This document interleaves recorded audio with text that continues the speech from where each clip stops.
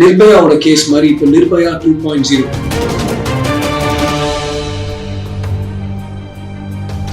டெல்லியில நடந்தது, இப்ப வெஸ்ட் பெங்கால்.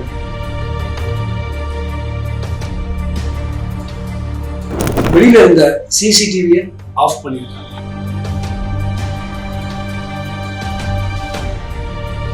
இன்னும் தூங்குறதுக்கு கூட அவங்க பிரைவேட்டா ஒரு ரூம் கொடுக்கணும். என்ன மண்ணாங்கட்டி எஜுகேஷன் பண்ணிட்டு இருக்கோம், என்ன மண்ணாங்கட்டி ஹெல்த் கேர் பண்ணிட்டு இருக்கோம்.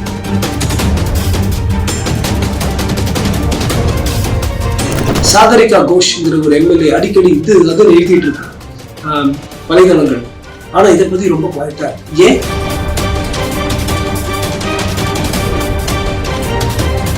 அந்த பெண்ண வேற இன்னொருத்தர் பெண்ண வேறங்கிற ஏன் அந்த பிரிவினை இருக்கு?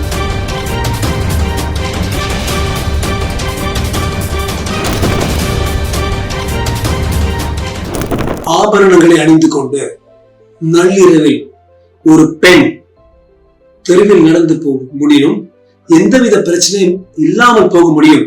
அப்போதான் இந்தியாவிற்கு சுதந்திரம் கிடைத்த போல அது ஒரு சமம் என்கிற ஒரு முக்கியமான வாக்கியத்தை மகாத்மா காந்தி சொன்னார்.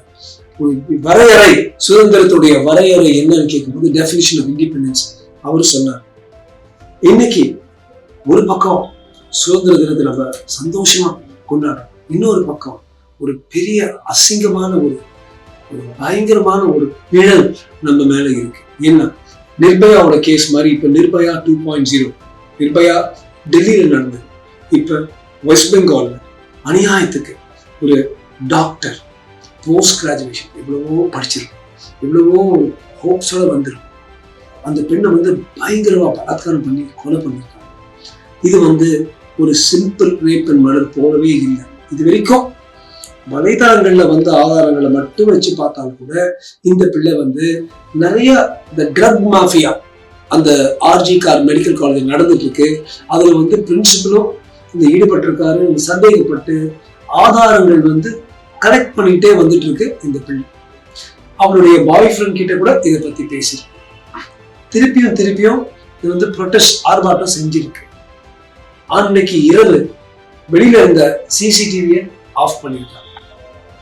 நான் கேட்கிறேன், படிக்கிற மருத்துவர்களுக்கு, பகலா வேலை செய்ய மருத்துவர்களுக்கு ஒன்னும் தூங்குறதுக்கு கூட அவங்க பிரைவேட்டா ஒரு ரூம் கொடுக்கணும். என்ன மண்ணாங்கட்டி எஜுகேஷன் பண்ணிட்டு இருக்கோம், என்ன மண்ணாங்கட்டி ஹெல்த் கேர் பண்ணிட்டு இருக்கோம். ஒரு செமினார் ஹால்ல பப்ளிக் இடத்துல போய் ஒரு பெண்ணை தூங்க விடுறாங்க. அங்க இருக்கிற எம்எல்ஏ எம்பி கிட்ட கேட்கிறேன், சாகரிகா கோஷ்ங்கிற ஒரு எம்எல்ஏ அடிக்கடி இது அது எழுதிட்டு இருக்காங்க வலைதளங்கள். ஆனா இதை பத்தி ரொம்ப குவாய்ட்டா. ஏன், ஏன்னா டிஎம்சி அடியாட்கள் இதுல சம்பந்தப்பட்டாங்க. அந்த ஈடுபாடு இருக்கிறதுனாலதான் அந்த சாகரிகா கோஷோட வீட்லயோ அல்லது மம்தாதியோடைய வீட்லயோ ஒரு பெண் படிச்சா இது மாதிரி ஒரு பப்ளிக் ஸ்பேஸ்ல போய் தூங்குறதுக்கு விடுவீங்களா? நம்ம பெண்ண வேற இன்னொருத்தர் பெண்ண வேறங்கிற ஏன் அந்த பிரிவினை இருக்கு? அது மட்டும் இல்ல, இது முதல் சுயசைடுன்னு சொல்லியிருக்காங்க கவர் பண்றதுக்கு, அப்புறம் மர்டர் ரேப் சொல்லியிருக்காங்க. அவசரமா உங்க பெற்றோர்கள் கிட்ட கொடுத்து காசு கொடுத்தாங்களோ இல்லைன்னு தெரியல, சீக்கிரமா எரிக்கணும்னு சொல்லியிருக்காங்க.